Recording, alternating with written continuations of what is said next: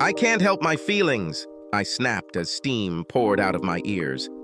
My friend Shelley simply grinned as she wiped down a few glasses before wiping down the bar like the true bartender she was. We were at Shelley's bar, the gym named after her late husband. His trick was that customers could honestly say that they had been to gyms or were going to gyms. It was a small corner place that Shelley and Jim bought and fought to keep solvent. These hours of work drove Shelley's husband to his grave. Shelley used her life insurance money to pay off most of her loans and turned her grief into preserving the bar in memory of her late husband. "Okay, Barb," Shelley said, refilling my glass with wine. "Let me see if I got this right. You're not mad because your husband Dean slept with someone else. Are you mad about who this girl is?" I took a sip from my glass before answering. "Are you blaming me, Shelley? Have you seen her?" Her lady in question was named Marge. Fat, chain-smoking, loud-mouthed, red-haired, Marge worked as a middle manager for some useless government agency whose job was to write documents for another useless government agency.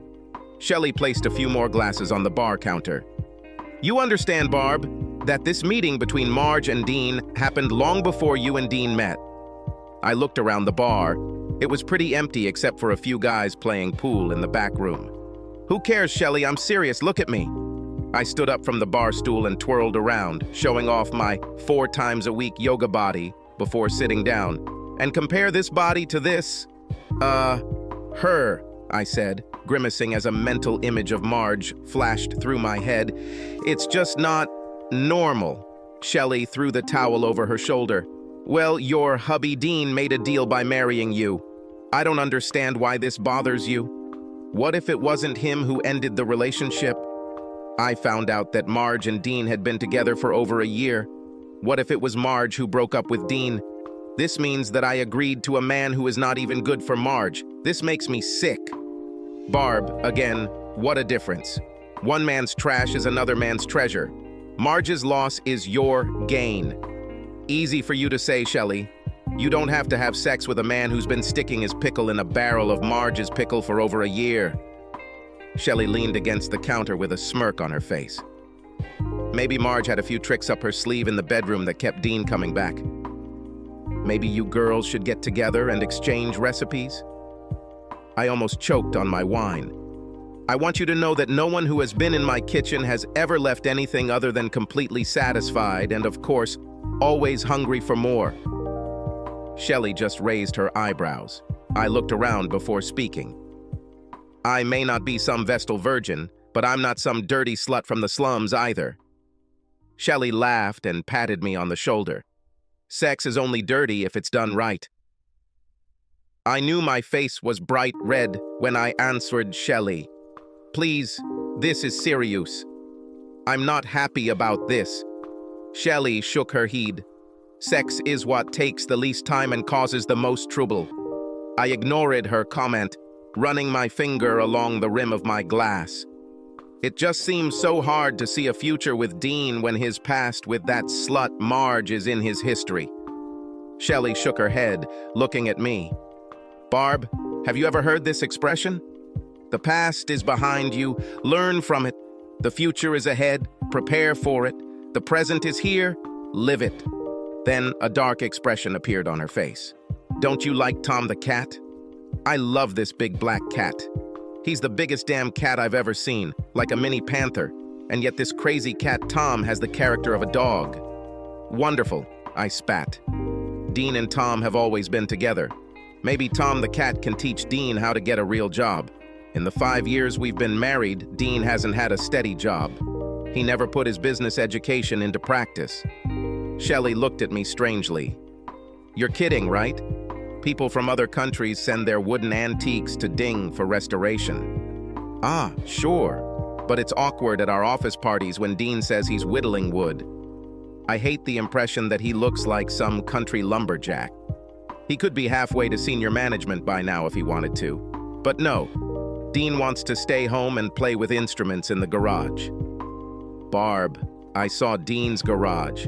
This is a workshop better equipped than most woodworking shops." "This is my garage," I snapped. "Part of my grandfather's house, which he left me when my parents died." Didn't Dean completely redo all the wood floors in the house? Yes, but... Plus all the moldings and entrances. Yes, but... What about the front porch, steps, and trim? Of course, but... Not to mention the fireplace, Shelley said, reaching under the counter and pulling out a magazine, plopping a glossy 2-page spread in front of me. Barb, isn't that you on the curved staircase Dean built from scratch in National Home magazine? Okay, Shelley, but I was the one who had to put up with all that dust. Oh, and now your house is listed on the county historic register. If Dean had accepted any of the offers he had outside of school, we could have made a lot of money and paid someone to do that kind of work. You don't know what it's like to have only one regular income. Mine. This is not a situation that makes me too happy. Shelley rolled her eyes. I think Groucho Marx once said, "What good is happiness? It cannot be bought with money." I took another sip of my wine. Seriously, Shelley, Dean being rejected by Marge along with his limited income is not exactly the key to my happiness. What key? Do you think if you made enough money you could have the key to happiness? Shelley shook her head. Seriously, Barb? My God, did your mother have smart children? Do you know how antique restoration works for cash? Do you have any payments on that new Lexus you bought last year? Well, no, I stammered.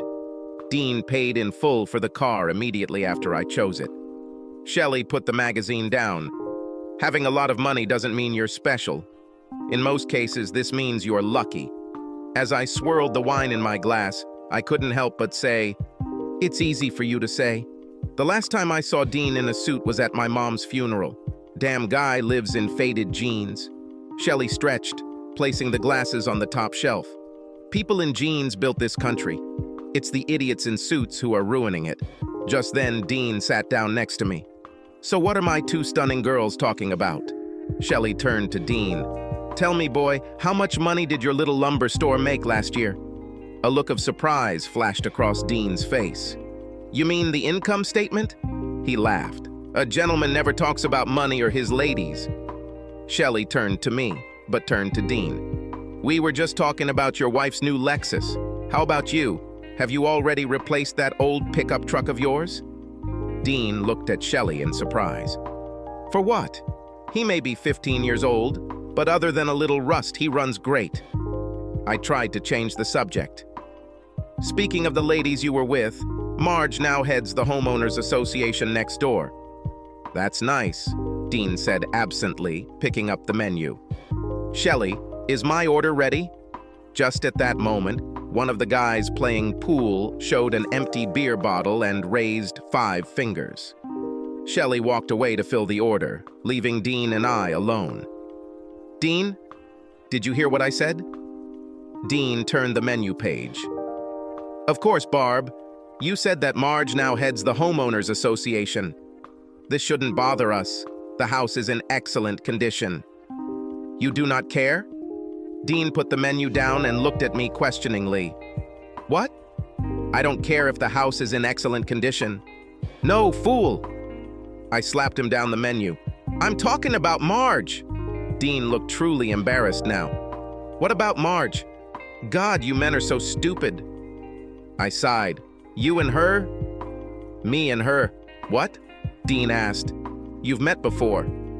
I used my fingers to put quotation marks around the word met. Dean shook his head. Yeah, Marge and I were dating before I met you. So what?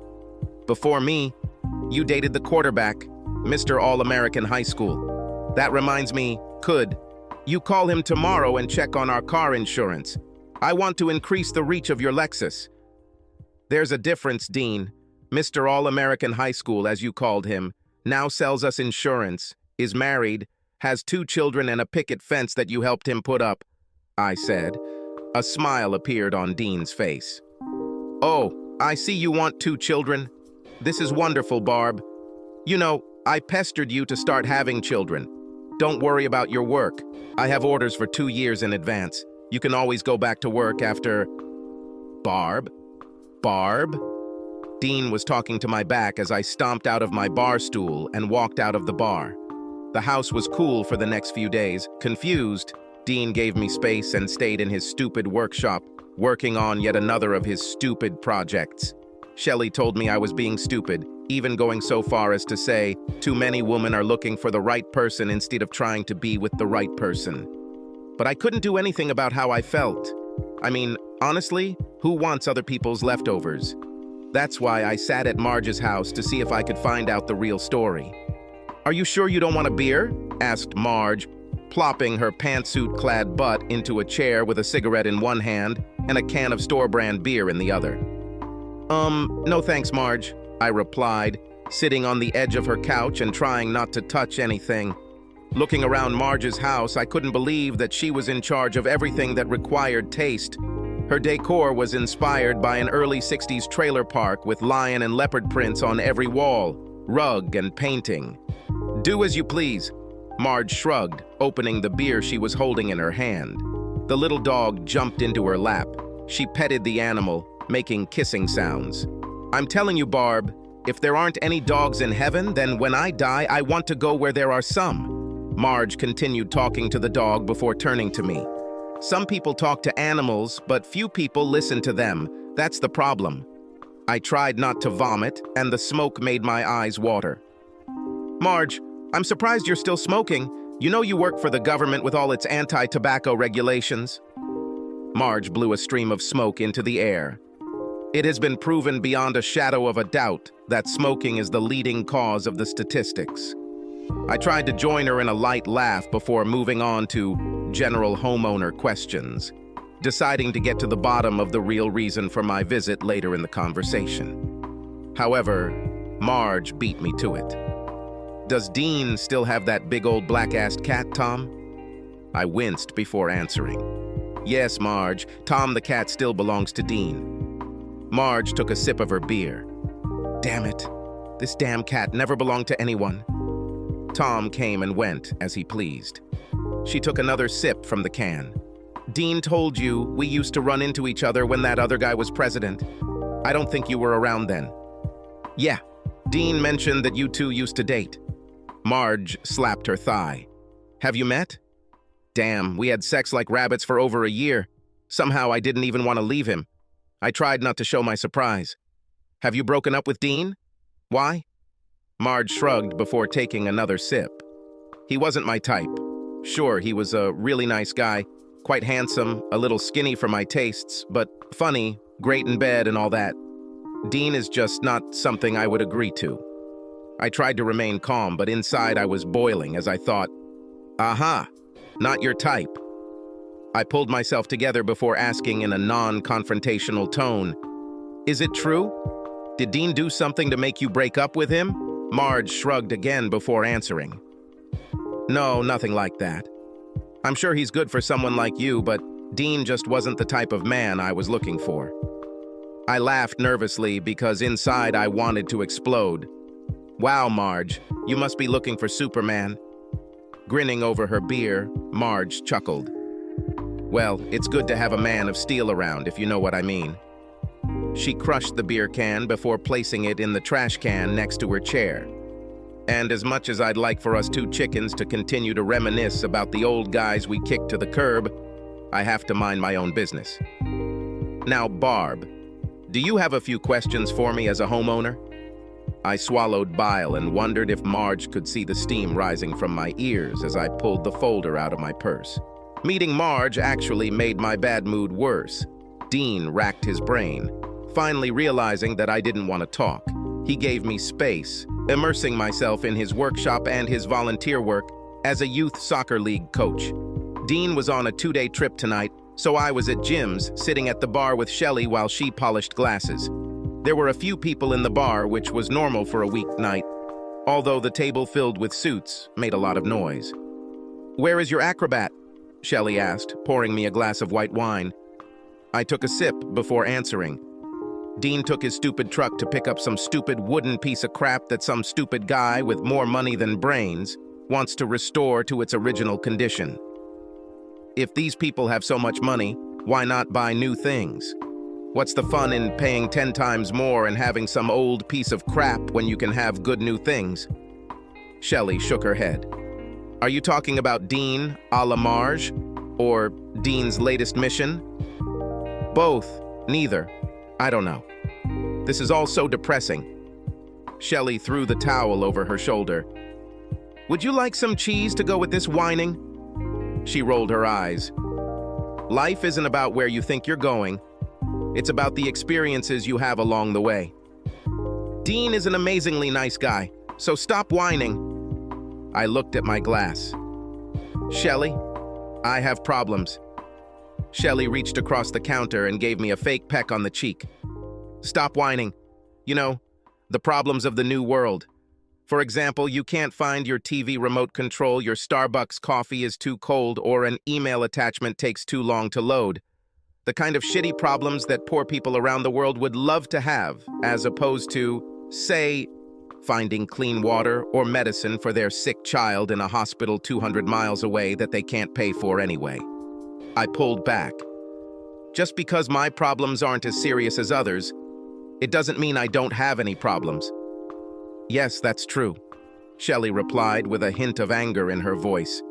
You are a member of the Happy Sperm Club to be where you are. Good job, great health, loving husband. Do I need to continue? I would set everything I own on fire in a heartbeat to spend 20 minutes with my late husband. You were born on third base. Stop thinking you're unhappy. I was stunned by Shelley's tirade, but she was on a roll. Look, Barb, you can't be the bride at every wedding, the corpse at every funeral, and the baby at every baptism. Now I felt insulted and was about to protest when the front doors of the bar opened and a stream of sweaty guys in baseball uniforms poured into the bar. Shelley's mood immediately lifted. It's going to be a good night. It's a gay men's softball league. I made a face. You let guys like that come in here? She looked at me seriously.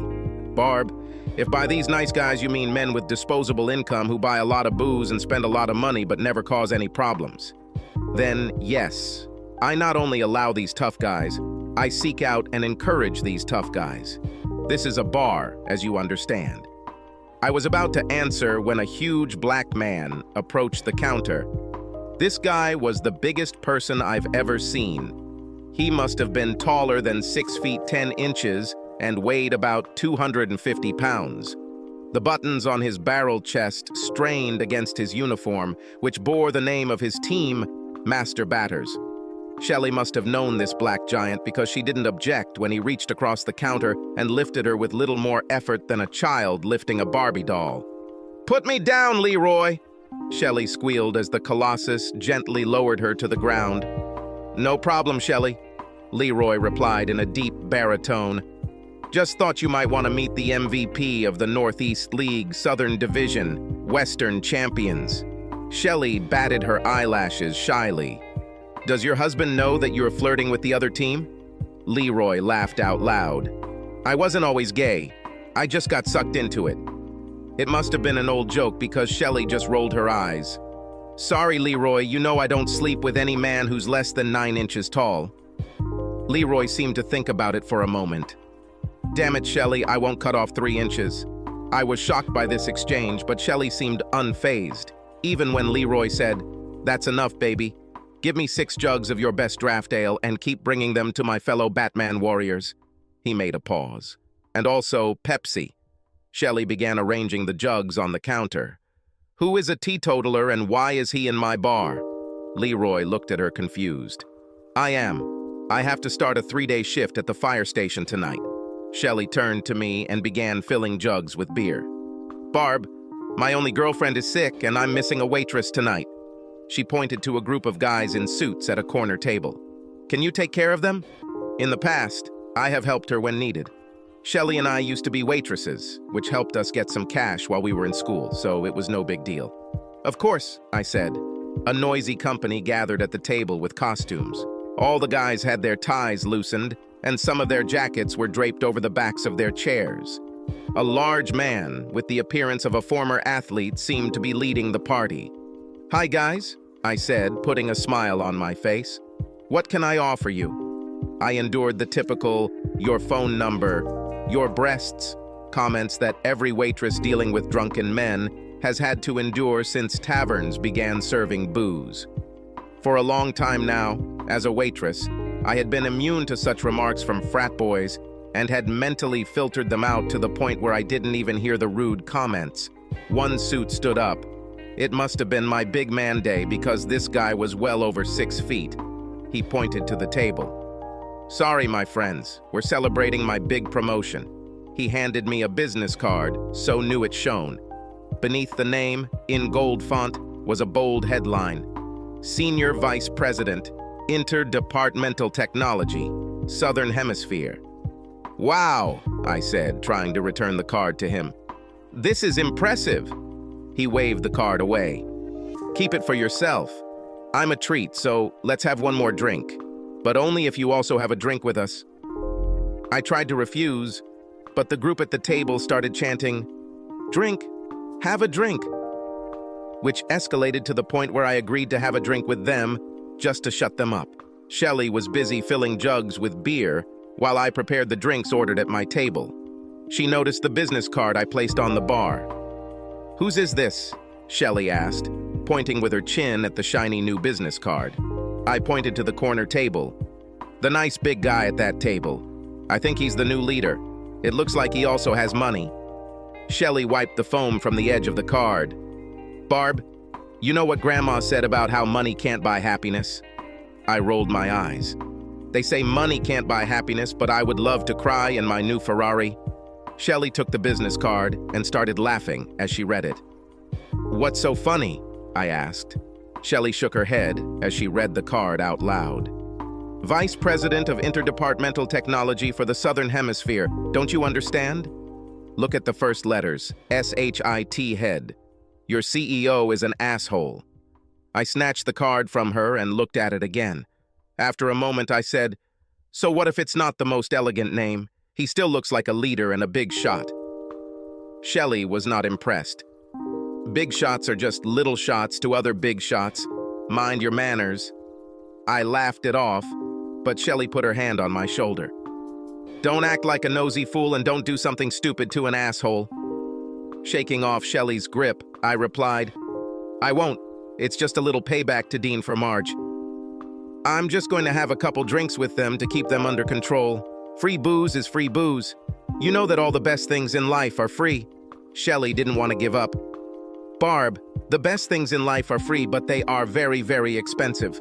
In my defense, I was so drunk that I can't remember much of what happened next. I don't remember how I left the bar, how I got to my house and walked up the stairs to my bedroom. There are a few vague memories of me pleasuring the asshole in my bed along with a weak climax. I think I finally sobered up for a while during the second or third round when he stuck his rather large tool in the wrong hole. The pain from this killed all the high I still had from drinking last night. "No!" I screamed, dodging the asshole and almost falling off the bed. Barely visible in the darkness, he poked me with his paw.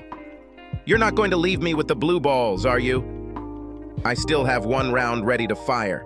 My head was now starting to pound as the inevitable hangover set in, and I began to feel guilty about my actions. I put my hand on his chest. "Look, I think you should leave. I can't let you stay the night. Would you like to make me breakfast?" I really didn't need it now as my headache was getting worse. "Very funny, but seriously, I need you to get away."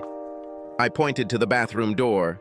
As Shit got out of bed, heading towards the bathroom door, I glanced at the clock on the dresser, the red LEDs of which showed 3:18 a.m. The water in the bathroom turned off, then the strip of light under the door disappeared. Meanwhile, a creeping hangover competed with guilt as reality began to set in. Just as the bathroom door swung open and I could see the naked silhouette of asshole, the bedroom door opened at the same time, and I saw the outline of a figure holding something in his hands, sneaking past the threshold. I screamed, and the intruder froze. Asshole jumped out of the bathroom doorway, grabbed a table lamp from the dresser, and hit the back of the intruder's head with the lamp. The uninvited guest collapsed on the floor. I stopped screaming and turned on the bedside lamp. After fiddling with my desk phone, I dialed 911. "Send the police! There's a burglar in my house!" I screamed desperately as the 911 operator began her chatter.